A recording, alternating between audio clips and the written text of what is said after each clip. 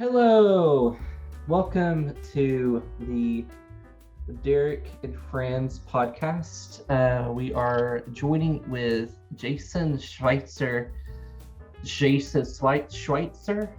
Yeah, you said it right. I was actually really surprised.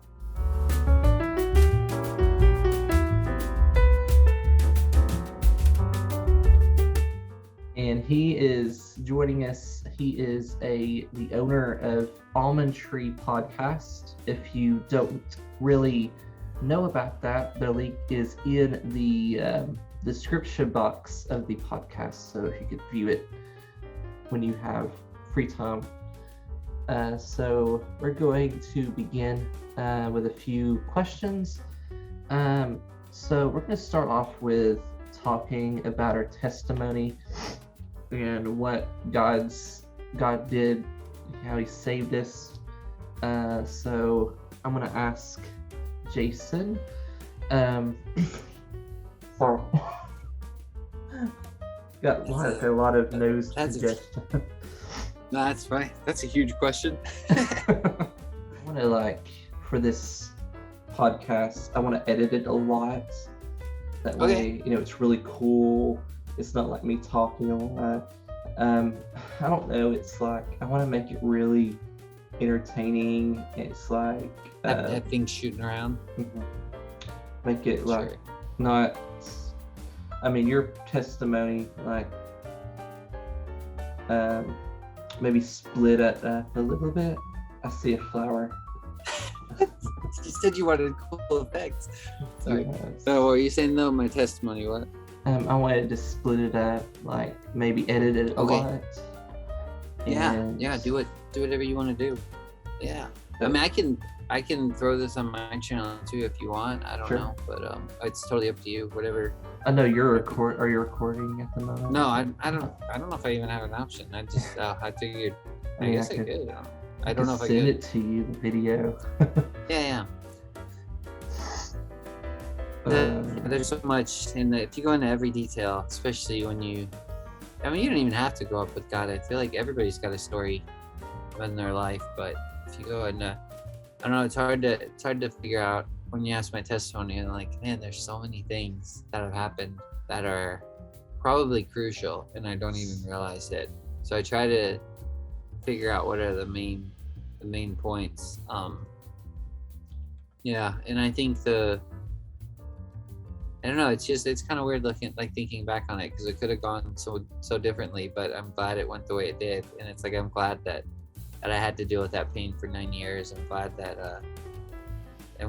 of everything, because it's just it brought me to this place of brokenness and finding repentance, and where I just felt like I was at the end, at the bottom, and I just had to look up, and I don't know.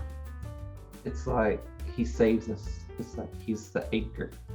We're holding on. Yeah. But even people that don't, people I've heard other people say that before, where they don't have I don't have a good testimony because they were just in church their whole lives and didn't go on to sin or anything. And I'm that's an extremely good testimony. Yeah. And it's and it's probably a bit Calvinist, for me to say that, but it's extremely, just give glory to God that He kept you. It should be a place of thankfulness that He kept you in this communion with Him. Yeah. Oh, nice, spooky. I like that. Yeah. Wow, I don't think I have that one. Now tell some ghost stories. You got any ghost stories? So ghost stories. I have so many ghost stories. What about all those demons? You do? Really? Oh man. Yeah, we can go into those. I need to find a spooky background. I got a few as well, but not crazy. I don't have one. I got the Northern Lights. It's you can do. Do you have a computer? Yeah. Do you have internet? Yeah, I'm on the computer right now. Yeah. I guess I could go find one, download one or something, right? So what you can do, for the share, for the virtual background, there's an add button at the top right at the photos. You can add your own image or video. Oh, okay, yeah. I don't think I have a spooky image like that though, just lying around. Find it on Google. Yeah, dude. Yeah, I could do that. I could go find Ghost stories. one. All right, I'll find one. I'll get one real quick here. I'll go get me a nice ghost image. We'll make this podcast really interesting. We'll call it Ghosts or something. Ooh, all right. I think I got one. Let's see here. Encounters and ghosts. Reddit. Let's see here. An image, a new tab. I think I got it here. I'm gonna save this to my desktop. All right, let me try this again here. Choose virtual background. Add image. There we go. All right, I got it. There we go. How do I flip it? It's on the wrong side there. I like that one. He's like, he's scared. I know. I don't know what that is. Run away. I like it. I like it. All right, so now we're telling ghost stories. All right. Yes. All right. Found this one on Reddit. It's called "My Heels Have Eyes" moment in Texas. Wait. So you found this one? I thought you were telling a personal one. Oh. You're just reading a ghost story off the Bringing internet. one random Okay. one. All right, we can do that too. Yeah. Start off. In 2010, I was just driving from New Orleans, Louisiana to Eugene, Oregon. It was just me, 24 years old, and a female, and my 2-year-old pit bull in a 14-foot U-Haul truck with everything I owned crammed into the back. I think I want to say something before this, that way I can add some spooky background music, so I can edit that in. So I'm just going to say, podcast, scary story, Reddit, add background, scary music. All right, let's go ahead and begin. So in 2010, I was driving from New Orleans, Louisiana to Eugene, Oregon. It was just me, 24 years old, female, and my 2-year-old pit bull in a 14-foot U-Haul truck with everything I owned crammed into the back, a fancy flip phone, and my printout of MapQuest directions. That's how you know this was filmed in 2010. I think the first smartphones actually came around that time, but I didn't have one. Cell phone service was also much spottier, and there were long stretches through the desert where I had zero service for hundreds of miles. I was driving a lonely stretch of highway through central Texas when I realized I hadn't seen a town or an exit for a very long time. Spooky. And my giant U-Haul was really low on gas. Just when I'm starting to freak out and seriously run out of gas. How important it is today, the high gas prices and everything. I see. Is this in the story? Or no, I just added it. All right. I was like, what? I see a small town coming up. I pull into this town and it is very tiny. I was so worried about other things that I never did pay attention to the name of the town, but there were only about 6 streets in the whole place. I go gas up and I am ready to get back on the road, except I cannot for the life of me find my way back to the highway. I circled the town about 4 times and started getting so frustrated because this is such a tiny town. How can I find my way out? I can literally see the highway, but I can't get to it. I returned to the gas station to ask for directions. Now, when I got gas, I paid at the pump. I never went in. When I enter for directions, there's a skinny, non-decrepit guy who has black hair hanging down in front of his eyes that looks like it could use a good wash. So he's emo. Okay. Very emo. Okay. It's an emo guy. Cool. He's not particularly creepy, but a little rude. It's probably me. He never really met my eyes. He was looking down at a magazine. He gives me directions that does not sound right at all. He's telling me to take a road that will get me to the highway in about 17 miles. So fishy. So fishy. Like, if I was in that situation, I would just, I don't know, I would just... Don't trust that guy. Don't trust that emo guy. Don't get on the highway into Texas. It's a small Texas town.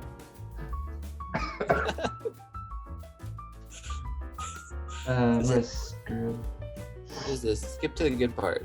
Yes.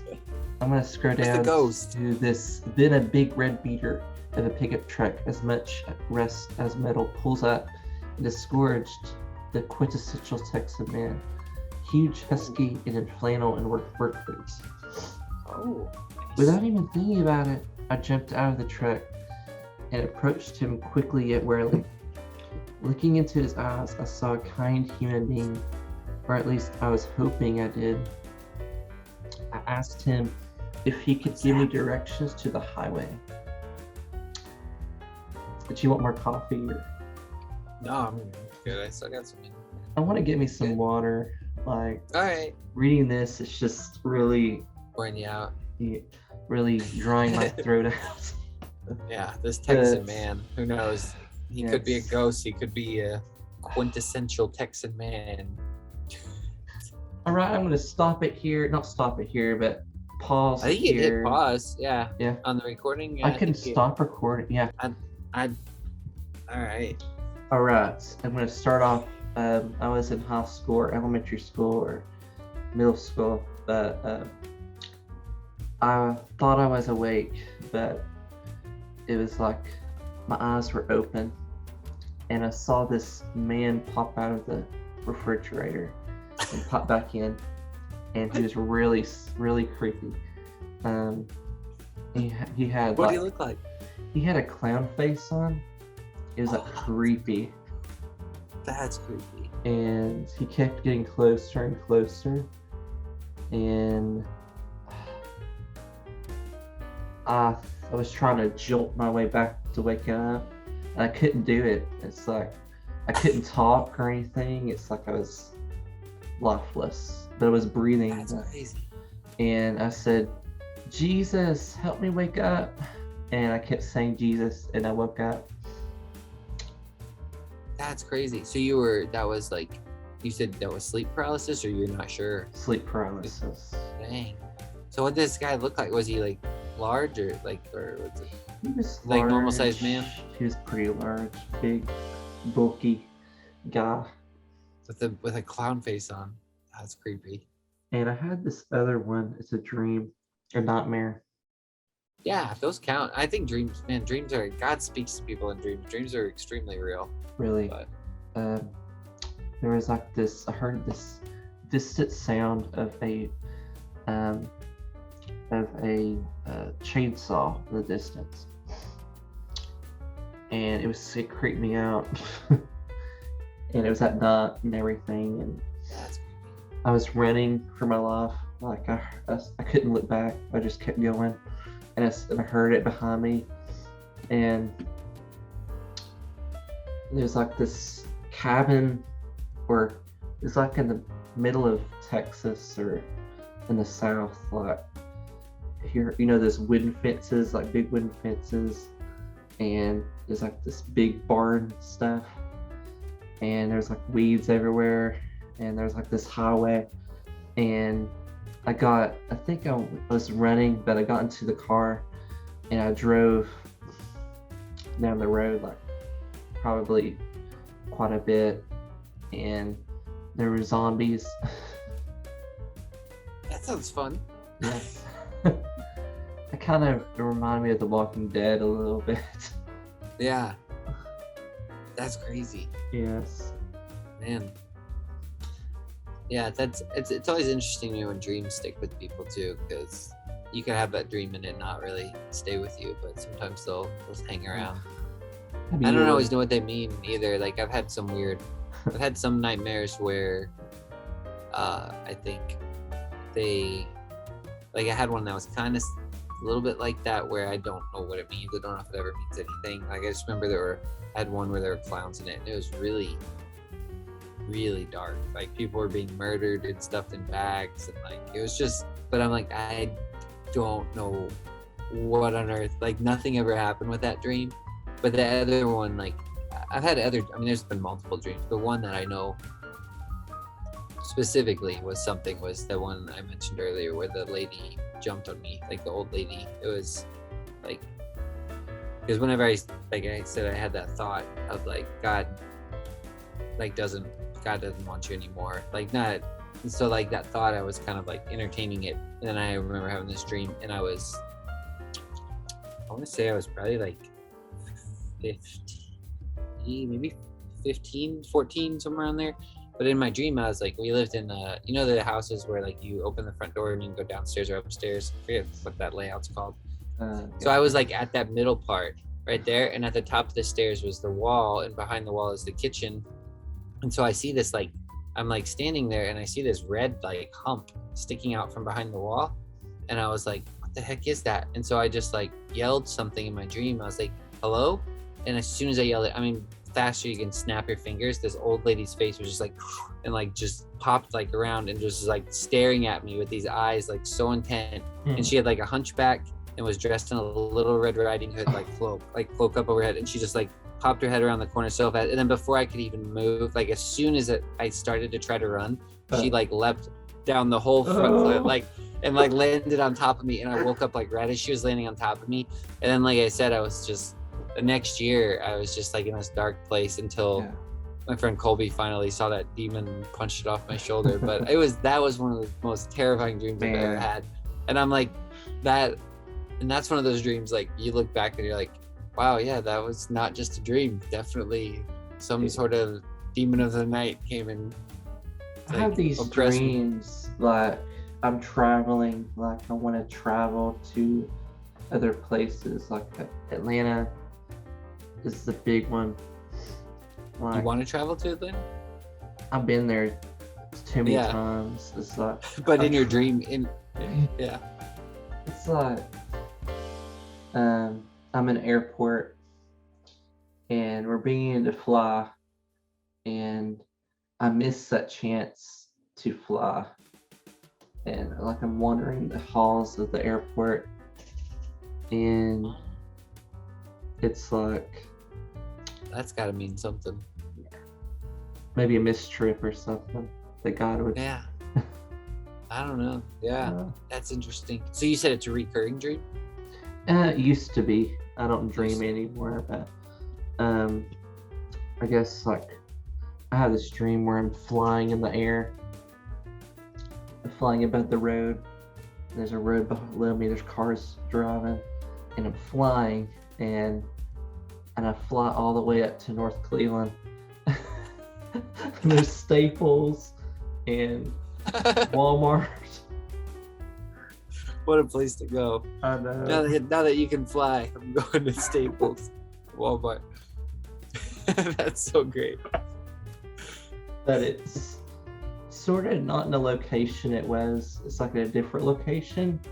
And there's like different restaurants. And I land on the ground, and I start walking to like a restaurant. And I'm like, it probably means something. Like if North Cleveland probably has like a meaning to you specifically or something, you know. I don't know. I'm not a dream interpreter, but traffic means traffic. Yeah. But you're flying above the traffic, so there you go. Yeah. My mom has dreams where she's flying, but I've never had one. I've had multiple dreams where I'm falling to my death, but I've never had one of flying. I had this dream where I'm in space, and there's the sun and the earth and the moon, and I'm flying towards the sun, and it's about to destroy the earth, and Jesus is there, I think, and it's like, wow. That is wow. Man, that's a good dream. Yes. And I have these dreams where I'm singing a Christian song, and it's stuck in my head, and I wake up and I still remember that song. And those are good dreams. That's good. Yeah. Nice. Well, I'm glad that this took a turn for the better with their ghost backgrounds. Oh yeah. It's not quite as spooky as we. What is you want to continue with the ghost stories? Not personal, but we'll go ahead and Sure.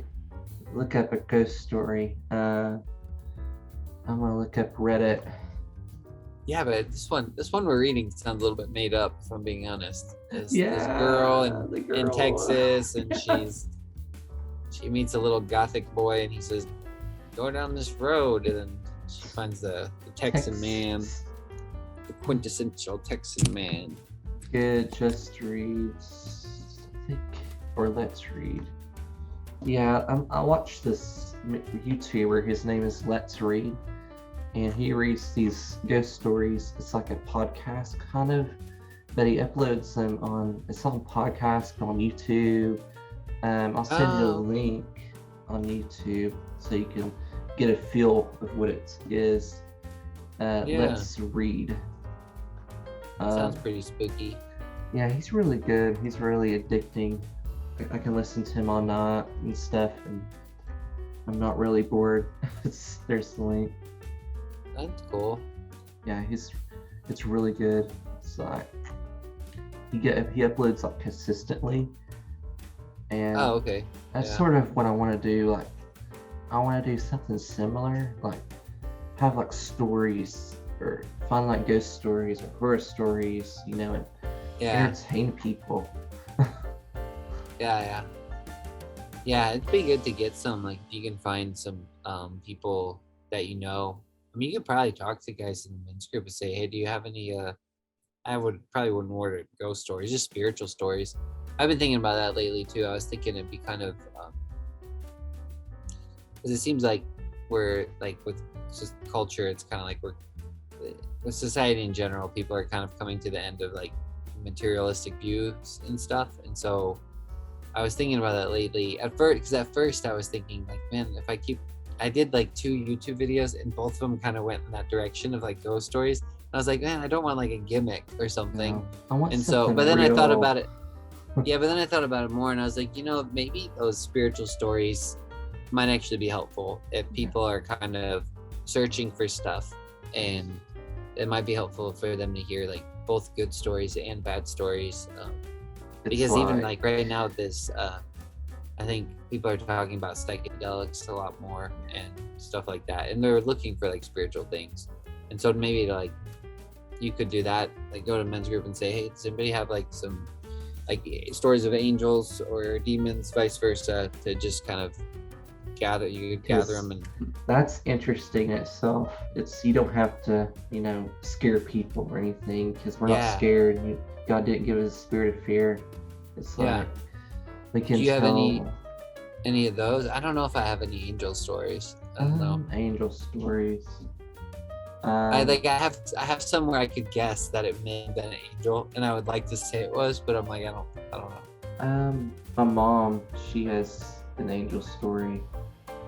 So they were at church, and there was this guy outside, and he had long hair, and he was beautiful, and I don't know, he just walked off the road and walked up to her mom and let her know that everything's okay, and they didn't see him again, and she thinks it might have been like an angel, sent. Yeah, they always seem like the angel stories always seem very ambiguous. Does that make sense? Is that the right word to use? Like if it's a demonic story, it's very like in your face all the time. And then every time I hear an angel story, it's almost like it could have been a person, but then they just disappear. I turned around and they were gone. It's like the angels, like they're not trying to attract glory to themselves or something. Like they're not feeding on your attention. Like the demons kind of are. They're like feeding on your fear, or they want some sort of glory or attention. But angels are more like, and maybe that's why there's not as many stories. I don't know.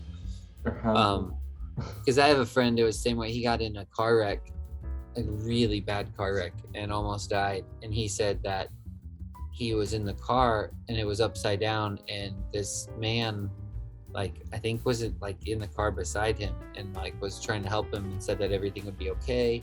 And then he said shortly after that the ambulance got there and the fire truck, and they cut him out, and the man like disappeared. And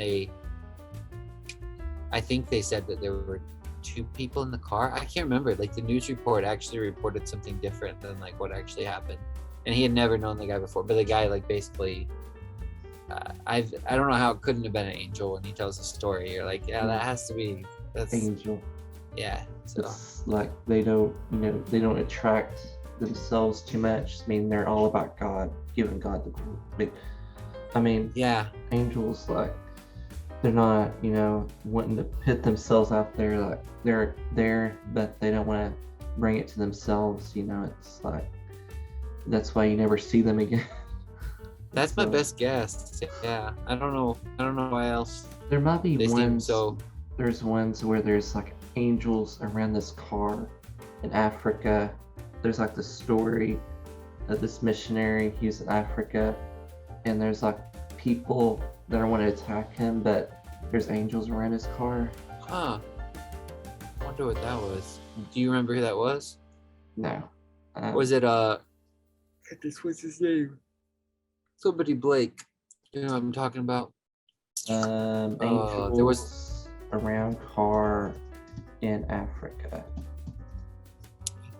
Missionary guarded by angels, 2000. This was, I think, David McMickelson. I haven't heard of him.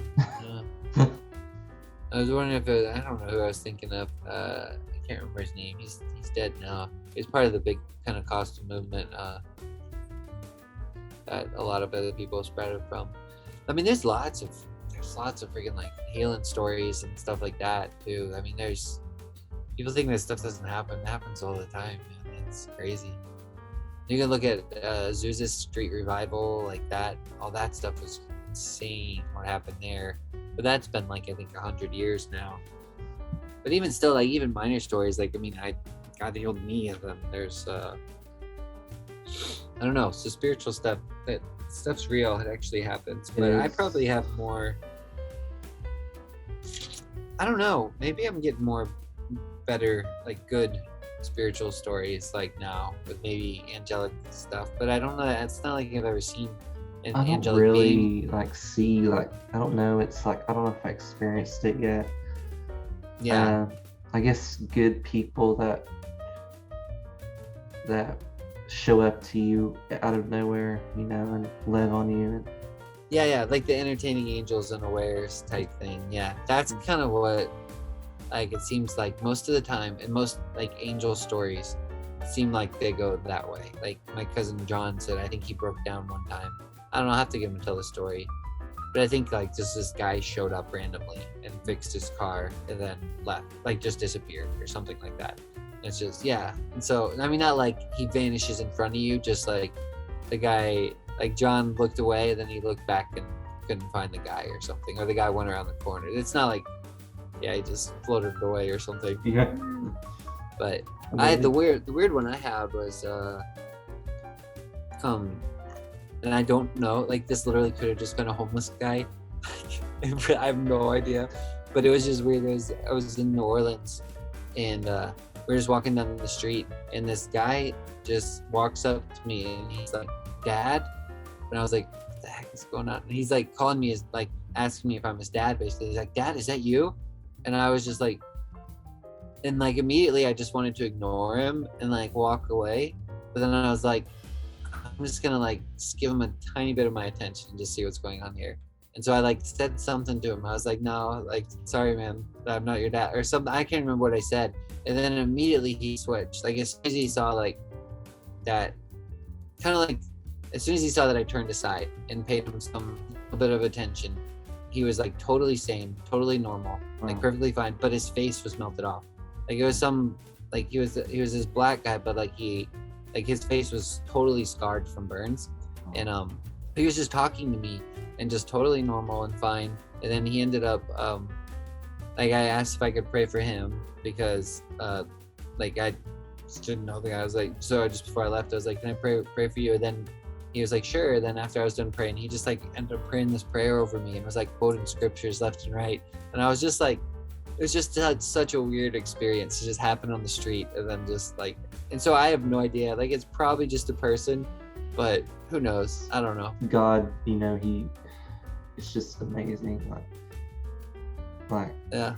I was in Atlanta, and it was 2020, and I was going there. It was probably before or during COVID, and they shut everything down, and I was down there just visiting for some reason alone, and I parked my car in the garage thing, and I walked around the city for a couple of times, and I was going back to my car, and this black guy, homeless guy, walked up to me and asked me, do you have any money to give me? I said I was gonna go into the restaurant so that they can help him, and they said, don't help him. And I walked outside and I said, can I pray for you? And he said yes. And I prayed over him and asked him, what he needed prayer for. He wanted, I guess he was traveling, and I prayed for his travels and finances, and we just went on our way. I went back to the car and just drove back to Cleveland. Yeah, that's cool. And it's weird. It's weird running into it because it's kind of like, it's all those people are hard to understand, man, because they just know a lot of scripture too, and then I think it's just their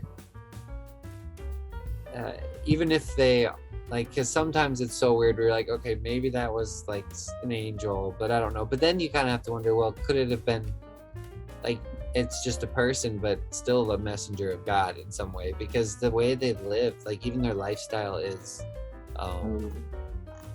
it's a lot different. They live in a tent, like they basically live like they don't have a house. They're living in a, just wandering around in their tent, in their body. It's like more of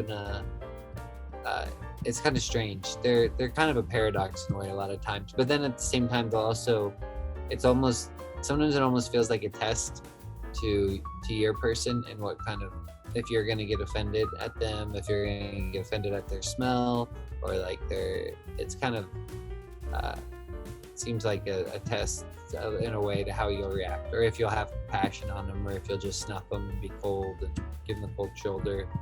It's if Jesus was with us, he would show compassion. yeah It's like, showing compassion in them despite how they smell or what they look like, and showing that you care for them, give them food. It's like they don't want anything else other than your love. And I know money helps, and they really want to, seek that, joy, because like when you have money, like you can buy things. They don't have like much money, and it's like, what should I do? Should I feed them? Should I give them a home? There's like this YouTuber, or he's like on Instagram, and he gives out money to people, random people, homeless people, other people, like, and he gives them a home and a car and a job, and he helps them, and that's just, true love for people. You want to see the best out of them. Wow. Dang. I'm trying to see what his name is on Instagram. I'll follow him. I don't know. Let's see. Might have it in my locks. Let's see. But yeah, do you have any other like encounters, like people, situations? People situations. I remember there was one time the only other one that kind of really stuck with me, but I mean, there's been a few that have been weird where I don't really think much other than just a homeless person. Like I said, just kind of an opportunity for me to just try to help, even if it's not helpful, you know. So well, actually, there's two. Actually, one I'm still, I don't know how much I should share. I'm still praying for the guy, but it was really strange. He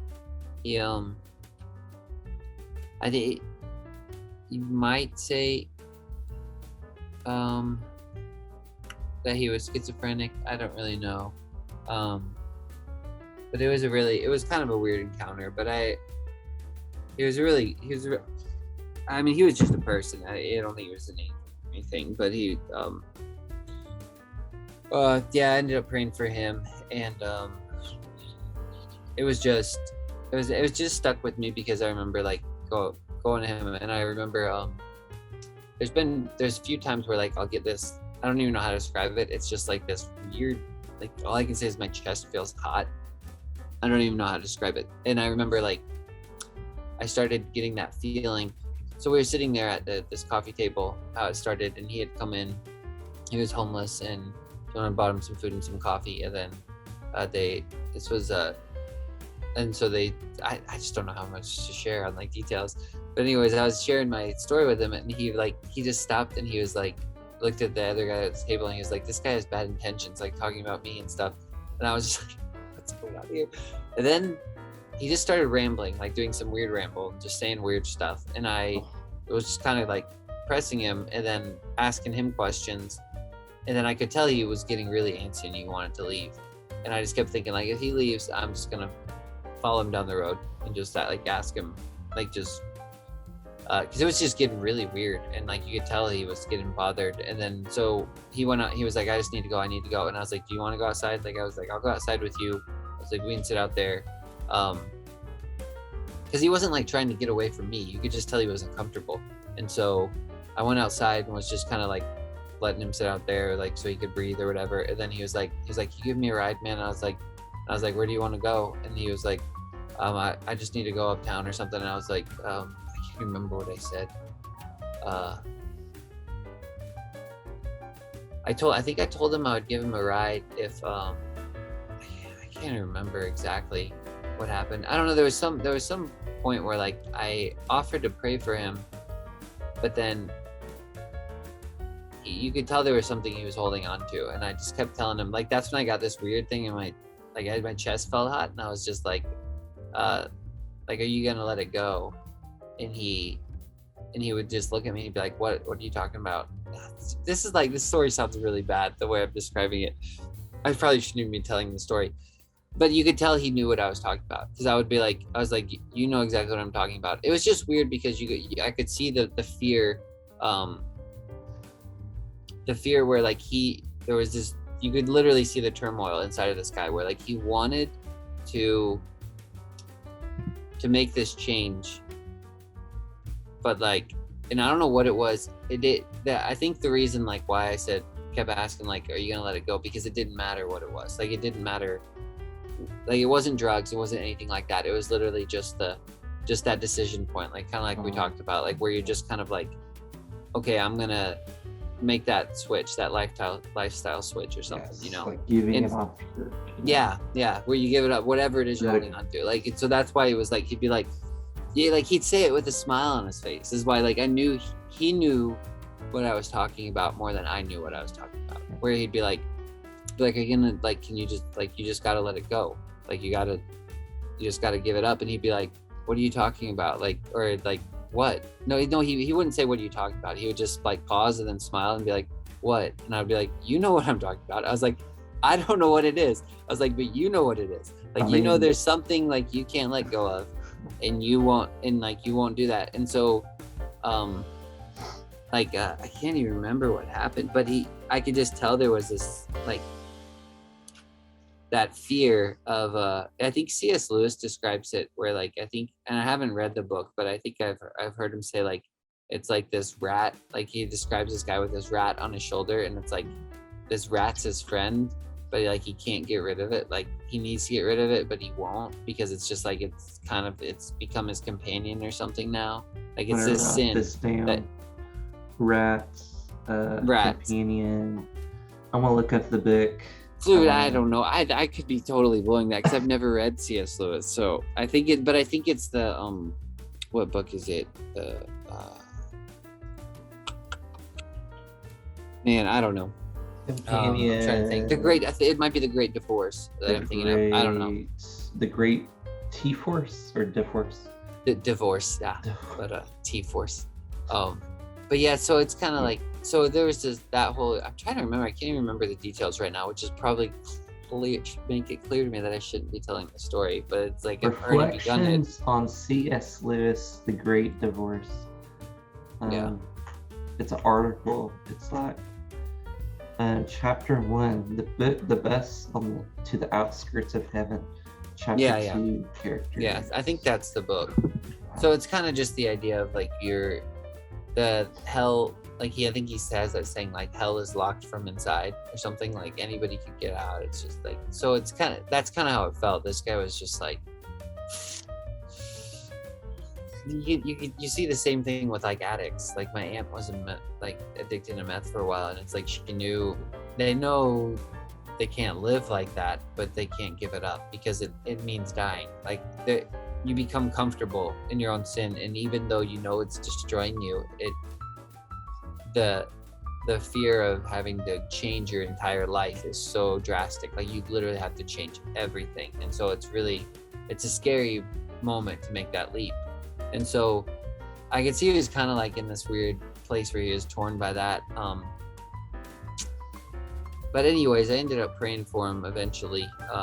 He said that, I think I told him I wasn't going to pray for him. Like I wasn't going to bother praying for him unless he'd say, let it go. And so then finally he did. Like it was just a weird encounter, because he would just, the way he was acting, like a psychologist would probably say he was schizophrenic. A religious person would probably say he has demons. I don't know either one, but he wouldn't look me in the eye. That's what I think that was the weirdest thing, was like every time I would ask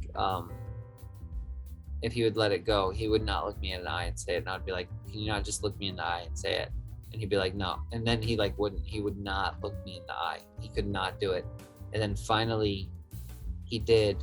And I mean, this went on for literally at least half an hour, where I was standing out in the parking lot with him. And then I gave him a ride, and we like just talked, and he was like good, and he wanted to ride to it. He changed his mind. He didn't want to go downtown anymore. He wanted to go to his mom's house. So I dropped him off there. And then I remember like right before he left, he just like randomly said in my car, like he shook his shoulders and like, get off me, demons. And then like just like, it's weird because you're like, I would not have said that he had demons. Like I would not have said he was demon possessed. I still probably would. I don't know. It depends on how you want to break that down and describe it or anything. But because if you said voices, like maybe you could say he had, or thoughts, you could say these different thoughts that some people call voices, other people would call outside thoughts. I guess I'm not a psychologist or anything, but I think, there's different medical terms like schizophrenia, and there's like psychosis. It's deep. Like I don't know. I don't want to go deep into it. But there's like different things they go through that normal people don't experience. Like it's abnormal. I don't know. It's like they're going through something that we can't experience unless we're in their shoes, and it's hard. Yeah. And I mean, I totally butchered that story, but basically that was a weird encounter with, I guess, a homeless person that was, I wish I could I don't know, it's kind of weird because I feel like it still feels like one of those stories like I maybe shouldn't share. On this true ghost story. What? On this true ghost story. You do have a true one? I found it on Reddit, and it says, Oh, what that's not like yours though. well, I have, my dad has ghost stories. Like, why am I blurry? what? I don't know. I don't know why you keep getting blurry. I don't know. Yeah, but I'm in a water. There we go. yeah, I don't know that I have many other. Those are probably the two biggest like homeless people stories that have stuck out with me. There's been a lot of other ones. I mean, if you go looking for them, you'll find homeless people. You can have a homeless person encounter, but trying to think if there's any other like ones where there's been like angels. I mean, like I said, I think there are a lot of times they're involved and you don't really see them till hindsight. And you're like, yeah, there must have been an angel there or something like that. But even my sister. So here's a good spiritual story. If you want, do you want to hear this? Should I tell this? Okay. So my sister, that just had a baby. She's had lots of stuff happen to her, but when she was little, there has to be angels involved in here, probably, at least God, some sort of miracle, because she was so like I was I think maybe like 6, somewhere around there. We lived in Florida, and it was sometimes, it happens all the time, random thunderstorms, lightning storms in Florida. So I was at where we lived, there was my parents' house, and then like our neighbors was my uncle or whatever. So I was over at my uncle's house, and Melissa, the one who just had a baby, my younger sister, she was a baby, like maybe 2 years old. She was taking a nap on my parents' bed, and my parents were gone. And so Jessica was at the house with them. I was at my uncle's house, which was literally like just you could walk outside and get there. But the storm came in, and so it was like this crazy thunderstorm. And I remember it being like terrifying, just really loud and everything. So it didn't last too long, and then it blew over. Then my parents got home, and like outside their bedroom door, like was this huge tree. Like I don't know if it was an oak, I can't remember, but I mean it was like massive tree. Or maybe it wasn't, and I was just little, and I remember it being massive, but it was a big tree. But it was just like they got home, and it was just split in half, and it had like fallen over, and so they were like, "What the heck?" And so they go inside, and in their bedroom, like the nails had blown out of the wall, and the telephone had exploded, and Melissa is just asleep on the bed. And so basically what happened, a lightning bolt struck through the tree, through the room, through Melissa, like struck her, and they moved the bed, the carpet was burnt underneath her, and then they pulled up the carpet, and the concrete was cracked, like underneath where she was sleeping. And she just slept through the whole thing. And I was like, that's crazy. I'm like, you're like Thor. Oh man, that's yeah. awesome. So that's a good one. I like good stories. Good. I have one. All right, let's hear it. So, I think,